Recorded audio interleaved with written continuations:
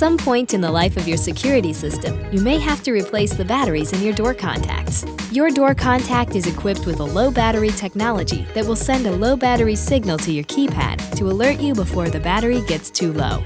Be sure to contact us about putting your system on test before replacing your batteries.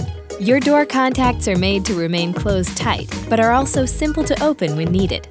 Insert a small screwdriver into the notch on the back of the door contact and gently lift to remove the cover. Remove the old battery and replace it with a fresh one. Be sure to insert the battery in the correct orientation. Snap the lid back on the door contact and perform a sensor reset at your keypad in order to clear the low battery message. Once the sensor reset is complete, be sure to contact us about taking your system off test. Door contacts use 3-volt lithium batteries CR123, which can be purchased at any electronics retailer or directly from us. Be sure to recycle your used lithium batteries in accordance with your state and local guidelines.